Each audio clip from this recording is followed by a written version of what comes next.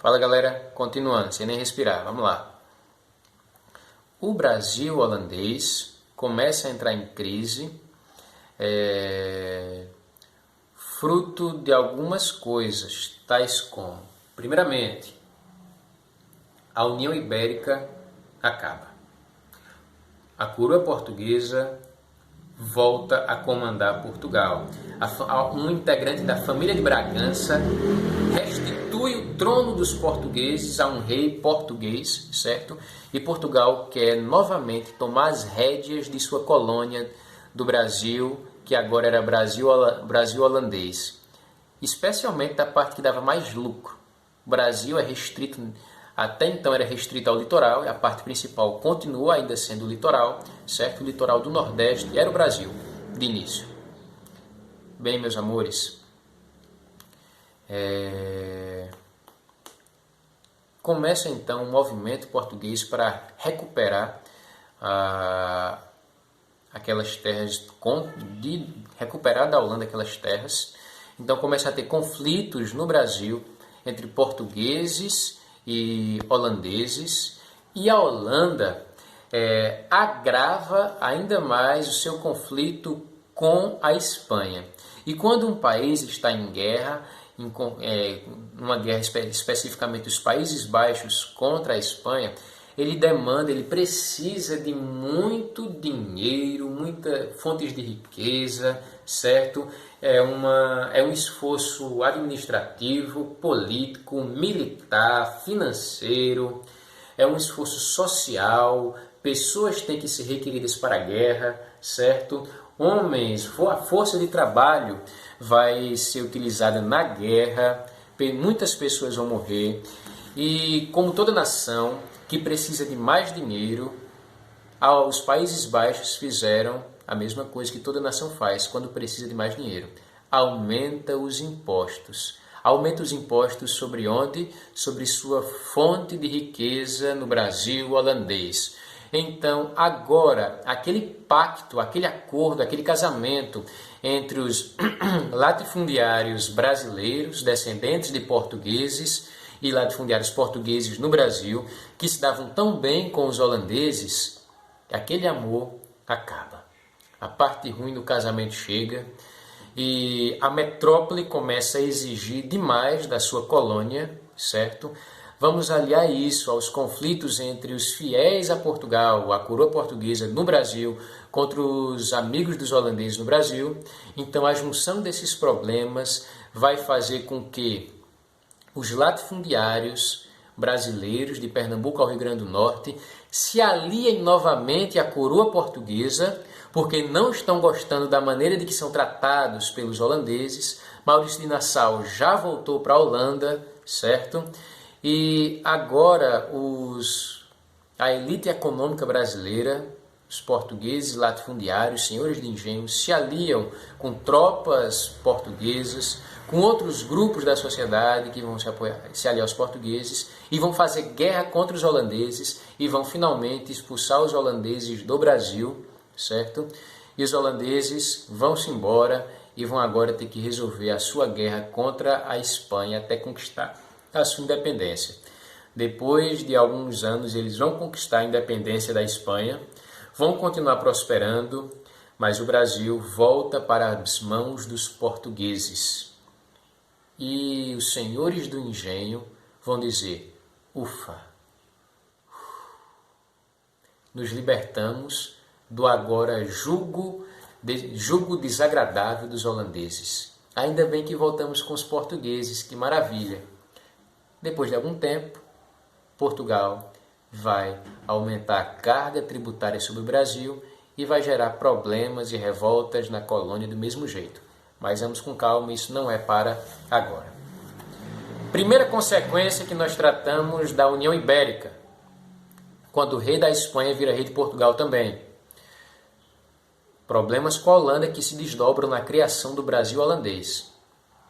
Muita gente, de Recife especialmente, faz questão de dizer que é descendente de holandês. Os holandeses ficaram por lá proeminentemente durante 30 anos. Os portugueses ficaram 10 vezes mais tempo que isso. Mas todo mundo quer ser descendente do holandês.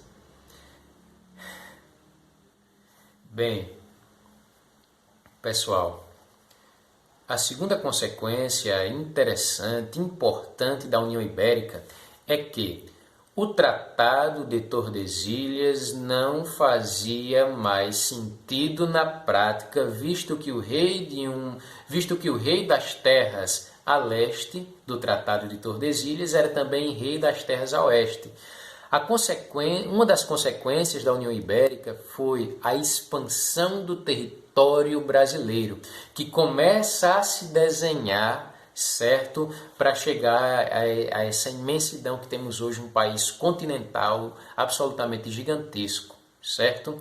Então, do litoral, os exploradores vão avançar para os sertões. O que é que significa sertão nesse momento? Tudo que está distante do litoral. O que está distante do litoral são os sertões, certo? E esse empreendimento é feito tanto pela iniciativa privada, pessoas que vão procurar terras para viver, pessoas que vão procurar todo tipo de riqueza, bancada por senhores de engenho, ou pessoas pobres, caboclos, sem ser bancado por ninguém, mas nem tudo é senhor de engenho e escravo no Brasil.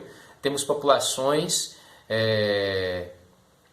pessoas brancas, os mulatos, os caboclos, mamelucos, fruto da mistura do europeu com o índio, certo? Europeus pobres, o fruto do europeu com o índio também pobres, índios ocidentalizados, certo? Que vão abraçando, que são aculturados, abraçando a cultura europeia, certo? Misturas até de negros com índios, negros com brancos, que conseguem fugir do litoral e ir para longe. Essas pessoas vão explorando e povoando e habitando os sertões e fazendo com que o Brasil cresça. Então temos, para sintetizar isso e explicar melhor para o nível da educação básica, 2 tipos de exploração, 2 tipos de crescimento do território brasileiro: as entradas e as bandeiras. Entradas e bandeiras. Está dando câimbra em minha perna. Ai!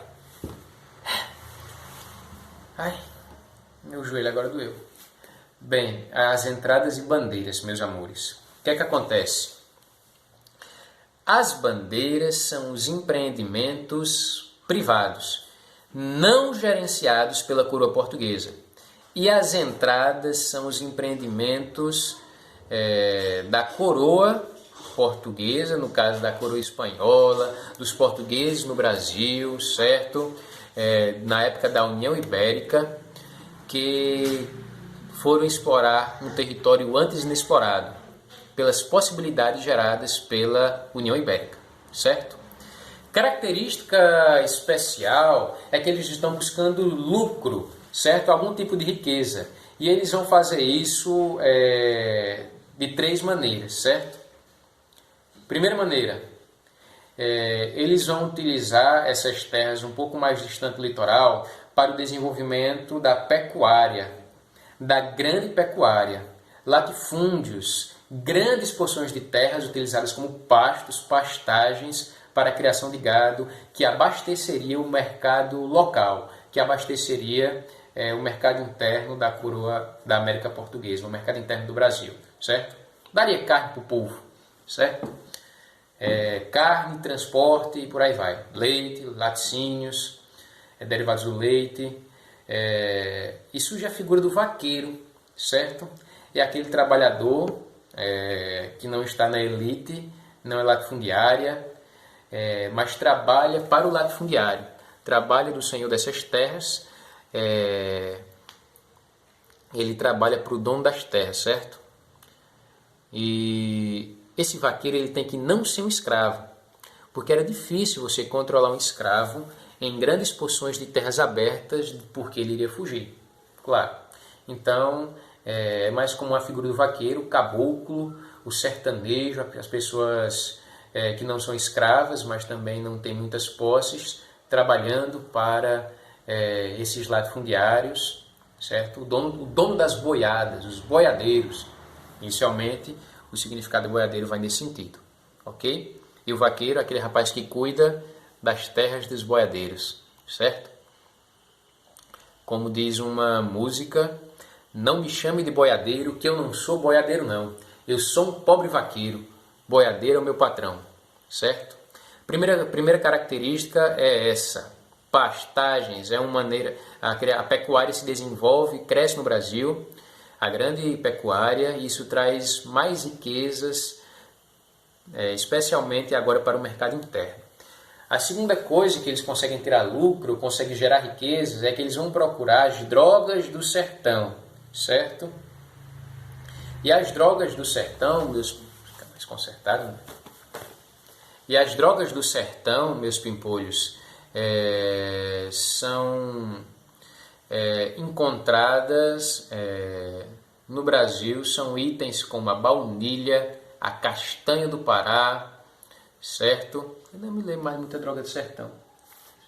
Tem tal planejamento automático da aula, tá vendo aí? E temos baunilha, castanha do Pará, alguns temperos e por aí vai, certo? O que interessa é que as drogas do sertão conseguem também gerar alguma riqueza para abastecer o mercado interno no Brasil. Tranquilo? Bem, uma terceira fonte de renda que traz lucro e um grandioso problema, novamente, mais uma vez a caça aos indígenas para transformá-los em escravos. Mais uma vez a caça aos indígenas para transformá-los em escravos. E o grupo principal a fazer isso foi nas bandeiras. As bandeiras que foram os empreendimentos privados, sem administração da coroa, e as entradas foram os empreendimentos do Estado, da coroa, certo? E os bandeirantes, assim chamados, eles caçavam indígenas para transformá-los em escravos e venderem para os latifundiários. Especialmente latifundiários que tinham suas terras um pouco mais distantes do litoral e que não tinham mais dificuldades em conseguir comprar as pessoas negras, certo? Para torná-las escravas em suas terras. Como elas tinham mais dificuldade em conseguir comprar esses negros, eles começaram a caçar os indígenas. Então houve um novo ciclo de perseguição ao índio, um novo ciclo de genocídio contra o povo indígena e um novo afastamento do índio para mais distante do litoral. Uma nova tomada das terras indígenas. Então, outra consequência importante da União Ibérica, além do Brasil holandês e seus desdobramentos, é justamente o crescimento do território brasileiro. Quando a União Ibérica se acaba, os brasileiros, certo? Já vamos utilizar essa palavra, o Brasil já cresceu, já dominou o território, já trabalhou a terra, já lavrou a terra, já tem um sistema funcionando orgânico nessa terra, certo? Já tem uma economia na terra, uma economia interna, as coisas já estão funcionando e não é mais da Espanha, é da América, é a América Portuguesa, é o Brasil colônia, certo, pessoal? Então, a União Ibérica, Brasil holandês como desdobramento, expansão do território brasileiro como desdobramento, certo? Claro que eu deixei de falar muita coisa, muitas porque não precisa, outras porque eu esqueci, mas são coisas que eu já falei em sala de aula, beleza? Vou ver se eu faço outro vídeo, ou até aqui tá massa. Não acabou, tem muita coisa, né? Mas vou ver se eu gravo outro vídeo depois. Abraço, pessoal. Boa sorte, viu?